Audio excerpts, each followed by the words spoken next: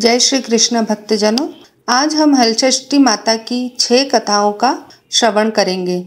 कथा आरंभ करने से पहले आप सभी से निवेदन है कि आप कथा को अंत तक जरूर सुनिएगा और अगर आप हमारे चैनल पर नए हैं तो हमारे चैनल को सब्सक्राइब कर लीजिएगा। आइए हम पहली कथा श्रवण करते हैं। एक बार द्वापर युग में धर्मराज युधिष्ठिर और भगवान श्री कृष्ण एक स्थान पर विराजमान थे। तब धर्मराज बोले, हे भगवान, इस जगत में पुत्र प्राप्ति की मनोकामना पूर्ण करने वाला कौन सा उत्तम व्रत है? तब भगवान श्री कृष्ण बोले कि हे राजन, हलषष्ठी के समान उत्तम कोई दूसरा व्रत नहीं है। युधिष्ठिर बोले कि हे महाराज, यह व्रत कब और किस प्रकार प्रकट हुआ? श्री कृष्ण जी बोले कि हे राजन, मथुरापुरी में एक राजा कंस था। सुर नर सभी उसके अधीन थे। राजा कंस की बहन का नाम देवकी था। वह विवाह के योग्य हुई तब कंस ने उसका विवाह वासुदेव के साथ कर दिया। जब वह विदा होकर ससुराल जा रही थी तभी आकाशवाणी हुई कि हे कंस, जिस देवकी को तू प्रेम से विदा कर रहा है, इसी के गर्भ से उत्पन्न 8वें बालक द्वारा तेरी मृत्यु होगी। यह सुनकर कंस ने क्रोध में भरकर देवकी और वसुदेव को बंदी बना लिया और जेल खाने में डाल दिया। समय बीतने के साथ देवकी के पुत्र पैदा हुए। कंस एक एक करके सभी को मारता जाता। इस प्रकार जब देवकी के 6 पुत्र मारे गए तब एक दिन देवयोग से महामुनि नारद देवकी से मिलने जेल खाने पहुँचे और उसे दुखी देखकर कारण पूछा। देवकी ने रोते हुए सारा हाल बताया। तब श्री नारद जी ने कहा, हे बेटी, दुखी मत हो, तुम श्रद्धा भक्ति पूर्वक हलषष्ठी माता का व्रत करो, जिससे तुम्हारे सारे दुख दूर हो जाएंगे। तब देवकी ने माता की महिमा पूछी। तब नारद जी बोले, हे देवकी, मैं तुम्हें एक पुरातन कथा सुनाता हूँ, उसे ध्यान पूर्वक सुनो। बहुत समय पूर्व चंद्रव्रत नामक एक प्रतापी राजा था, जिनका एक ही पुत्र था। राजा ने नगर के समीप एक तालाब खुदवाया था, परंतु उसमें जल नहीं रहता था। कितना भी जल भरा जाए तुरंत सूख जाता था। जलहीन तालाब को देख नगरवासी राजा को कोसते थे। राजा सदैव दुखी रहते थे और कहते थे कि मेरा धन और धर्म दोनों नष्ट हो गया। एक दिन स्वप्न में वरुण देव ने राजा से कहा, हे राजा, यदि तुम अपने पुत्र की बलि दोगे तो तालाब जल से भर जाएगा। प्रातः राजा ने स्वप्न की बात दरबार में बताई और कहा कि मैं अपने इकलौते पुत्र का बलिदान नहीं कर सकता, चाहे तालाब में पानी रहे अथवा न रहे। राजा की यह बात सुनकर राजकुमार बोला कि मैं स्वयं अपनी बलि दे दूंगा, क्योंकि मेरे बलिदान से पिता का सुयश बढ़ेगा और जनता को सुख मिलेगा।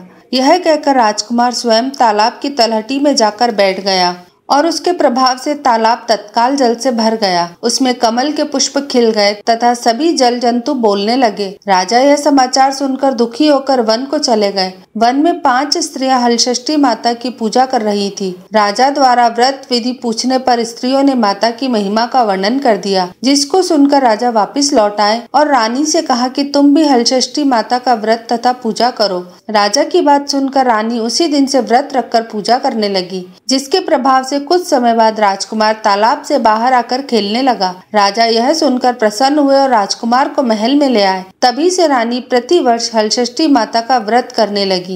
बोलो हलषष्ठी माता की जय। दूसरी कथा। उज्जैन नगरी में एक पुरुष के 2 स्त्रियां रेवती तथा मानवती थी। भाग्य से मानवती के 2 लड़के थे, परंतु रेवती के कोई संतान न थी। सौत के 2 लड़कों को देखकर वह हमेशा ईर्ष्या में जला करती थी।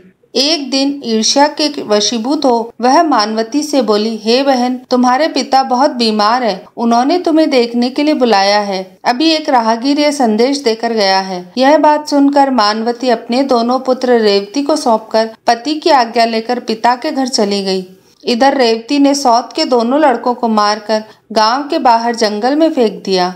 उधर मानवती पिता को सकुशल देखकर चकित हुई और अनिष्ट की आशंका से वापस लौटने लगी। तब मानवती की माता बोली, हे बेटी, आज हलषष्ठी माता का व्रत है, अतः आज मत जाओ। बात सुनकर मानवती ने व्रत रखकर शाम को हलषष्ठी माता का पूजन किया और प्रार्थना की, हे माता, मेरे बच्चों को संकट से बचाए रखना तथा दीर्घायु रखना। दूसरे दिन वह माता पिता को प्रणाम कर अपने घर को चली। गांव के बाहर अपने दोनों बच्चों को खेलते देखकर वह सोचने लगी कि मेरे बच्चों को यहाँ कौन लाया। तब बच्चों ने कहा कि हमें तो विमाता रेवती ने मारकर यहाँ फेंक दिया था। सायकाल देवी माता आकर हमें जीवन दान दे गई। इसे हलषष्ठी माता की कृपा मानकर मानवती माता का गुणगान करती अपने घर को आई। गांव की सभी स्त्रियां यह सुनकर आश्चर्य करने लगी और उसी दिन से सभी हलषष्ठी माता का पूजन और व्रत करने लगी। बोलो हलषष्ठी माता की जय। दूसरी कथा समाप्त। तीसरी कथा। दक्षिण दिशा के एक सुंदर नगर में एक धनवान ग्वाला रहता था। उसकी पत्नी अत्यंत चालाक तथा कंजूस थी। अपने 5 पुत्रों के साथ वह सुख से रहती थी। एक समय हलषष्ठी के दिन वह ग्वालिन गाय के दही को भैंस का दही बताकर सारा दही बेच आई, जबकि इस दिन भैंस का दही लेने का विधान है। उसके इस पाप से 5 पुत्र मर गए। तब ग्वालिन माथा पटक पटक कर रोने लगी। इतने में उसकी एक पड़ोसन ने आकर उसका हालचाल पूछा। उसने रोते हुए सारी बात बताई। तब वह बोली, हे ग्वालिन, तुम तुरंत सभी के घर जाकर वह दही वापस लेकर भैंस का दही देकर आओ। यह सुन ग्वालिन सभी के घर जाकर वह दही वापस लेकर भैंस का दही दे आई, जिससे हलषष्ठी माता का कोप शांत हो गया और उनकी कृपा से ग्वालिन के 5 बच्चे जीवित हो गए। वह ग्वालिन भी उस दिन से हलषष्ठी माता का व्रत तथा पूजा करने लगी। अब उसका जीवन सुखमय व्यतीत होने लगा था। तीसरी कथा समाप्त। चौथी कथा। दक्षिण दिशा में पहाड़ों के बीच सघन वन में एक गांव बसा हुआ था। उस गांव में एक धनी भीलनी निवास करती थी। उस भीलनी की एक दासी थी जो बड़े सुंदर स्वभाव की थी। उसके 2 सुंदर रूपवान बालक थे तथा मालकिन भीलनी के 5 लड़कियां थी। भीलनी दासी के दोनों सुंदर लड़कों को बहुत प्यार करती थी। इस प्रकार भादो मास की छठ को भीलनी ने दासी को जंगल से लकड़ी लाने को भेज दिया। दासी लकड़ी लाने जंगल में चली गई। इधर उसके बच्चों का गांव के लड़कों से झगड़ा हो गया और उन्होंने दासी के बच्चों को मार डाला। भीलनी ने दुखी होकर उन्हें गांव के बाहर ले जाकर जला दिया और उनकी अस्थियां लेकर घर आई। उधर दासी वन से लकड़ियां लेकर वापस चली तो एक नदी के किनारे मुनि के आश्रम में 5 स्त्रियों को पूजा करते देखकर उसने उन स्त्रियों के साथ बड़े ही प्रेम से माता की पूजा की और अपने बच्चों के कल्याण के लिए माता से प्रार्थना की। उसने माता के इस व्रत को सदा करने का संकल्प किया। जब वह लकड़ी लेकर वापस चली तो गांव के समीप पहुंचकर देखती है कि उसको दोनों बच्चे खेल रहे हैं। उसने दोनों बच्चों को प्रेम से गोदी में उठा लिया और अपने घर ले आई। मालकिन भीलनी ने यह देखकर चकित होकर पूछा।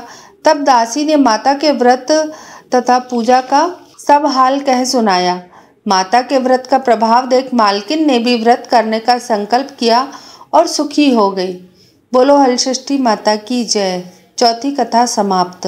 पांचवी कथा। दक्षिण दिशा में एक अति सुंदर नगर था। उस नगर में एक धनवान बनिया रहता था। उसकी पत्नी बड़े उत्तम स्वभाव वाली थी, किंतु उसके पूर्व जन्म के पाप के कारण उसके 6 पुत्र हुए, परंतु एक भी जीवित न रहा। इससे दुखी हो वह वन में चली गई। वन में उसे एक तपस्वी मुनि मिले। वैश्य पत्नी रोती हुई मुनि के चरणों में गिर पड़ी और मुनि के पूछने पर अपने दुख का कारण बताया। मुनिराज ने ध्यान लगाकर उसके बालक को वरुण, कुबेर, इंद्रलोक में खोजा, परंतु बालक नहीं मिला।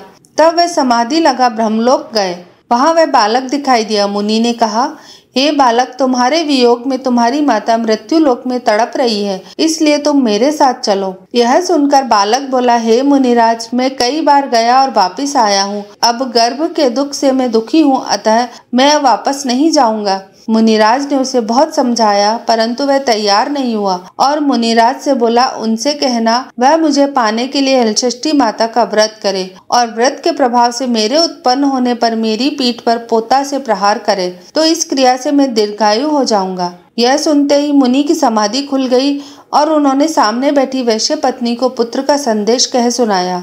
वह संतुष्ट होकर घर वापस आई और समय आने पर हलषष्ठी माता का व्रत किया। पुत्र उत्पन्न होने पर उसने पूजा के अंत में बालक की पीठ पर पोता मारा, जिसके प्रभाव से वह दीर्घायु हो गया।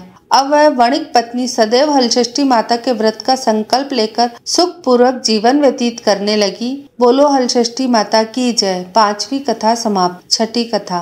प्राचीन काल में सुभद्र नामक एक राजा था। उसकी रानी का नाम सुवर्णा था। उसके हस्ती नामक एक प्रतापी पुत्र था, जिसने अपने नाम से हस्तिनापुर बसाई थी। एक दिन राजा का लड़का अपनी धाय के साथ गंगा स्नान को गया और वहां उसे एक ग्राह ने निगल लिया। यह सुनकर सुवर्णा अत्यंत दुखी हुई और उसने क्रोध में धात्री के पुत्र को भाड़ की धधकती अग्नि में डलवा दिया।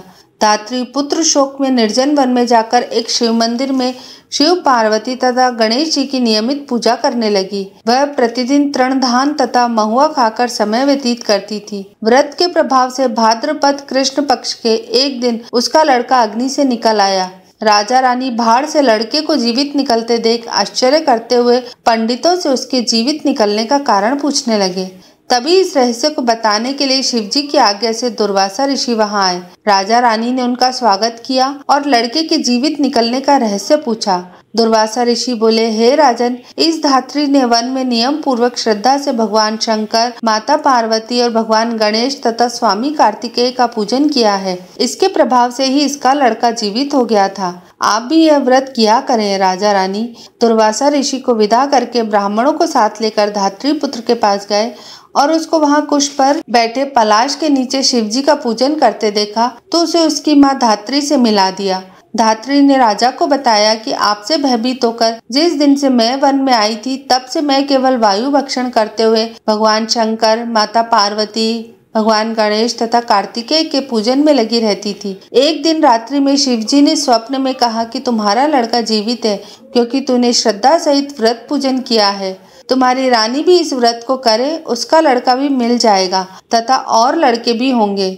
यह सुनकर राजा रानी ने श्रद्धा भक्ति सहित व्रत को किया, जिसके प्रभाव से राजा का लड़का ग्राह के मुख से जीवित निकल आया। फिर व्रत के प्रभाव से राजा के और भी पुत्र हुए और उसके राज्य में सुख शांति हो गई। उसके राज्य में अनावृष्टि, दुर्भिक्ष, महामारी सदा के लिए समाप्त हो गई। बोलो हलषष्ठी माता की जय। छठी कथा समाप्त। इन कथाओं को सुनकर देवकी ने नारद जी से तथा युधिष्ठिर ने श्री कृष्ण से पूछा कि इस व्रत का विधान क्या है। तब नारद जी ने देवकी से तथा श्री कृष्ण जी ने युधिष्ठिर से कहा, भादो मास की कृष्ण पक्ष की पंचमी के दिन व्रत का संकल्प कर दिन में एक बार भोजन करें तथा छठ के दिन घर की सफाई कर आंगन को गोबर से लीप कर शुद्ध करें। नदी, तालाब या कुएं के जल से स्नान कर एक बार का धुला कपड़ा धारण कर सौभाग्य के समस्त श्रृंगार से सुसज्जित होकर दोपहर के बाद सुंदर स्थान पर गौ के गोबर से लीप कर चौक बनाकर हलषष्ठी माता की मूर्ति बनावे या कागज पर भैंस के घी में सिंदूर मिलाकर मूर्ति बनाकर पीढ़ा पर कुश या पलाश के पत्ते के आसन पे स्थापित करे और पूर्व मुख होकर पूजा करे। पूजा के स्थान पर बच्चों के खिलौने तथा पोता रखे। कलश तथा गणेश जी की पूजा करके श्रद्धा के साथ हलषष्ठी माता की पूजा करें। कृत्रिम तालाब बना, उसमें जल देवता वरुण जी का पूजन कर व्रत की कहानियां पढ़े या सुने। पूजा के अंत में महुए के पत्ते में जल से उपजे धान का भोजन करें। उस दिन खेत या हल चली धरती पर न चले। इस विधि से जो नारी व्रत रखेगी उसकी समस्त मनोकामनाएं पूर्ण होंगी तथा जीवन सुखमय होगा। व्यास जी के अनुसार इस व्रत के प्रभाव से ही देवकी ने श्री कृष्ण को पाया तथा युधिष्ठिर से द्रौपदी ने व्रत की महिमा सुनकर बहु उत्तरा के साथ व्रत किया, जिसके प्रभाव से उत्तरा के गर्भ से मृत बालक को जीवित पाया, जिसका नाम राजा परीक्षित पड़ा। इस विधान से जो भी नारी यह व्रत करेगी उसकी देवकी तथा द्रौपदी के समान सभी मनोकामनाएं पूर्ण होंगी। बोलो हलषष्ठी माता की जय। तो भक्तजनों, ये थी हलषष्ठी माता की 6 कथाएं। आपको हमारी ये कथाएं कैसी लगी हमें नीचे कमेंट्स करके जरूर बताइएगा। अगर कथाएं अच्छी लगे तो इसे लाइक करिएगा, इसे अपने परिवार और मित्रों के साथ भी शेयर करिएगा और हमारे चैनल को सब्सक्राइब जरूर करिएगा। धन्यवाद।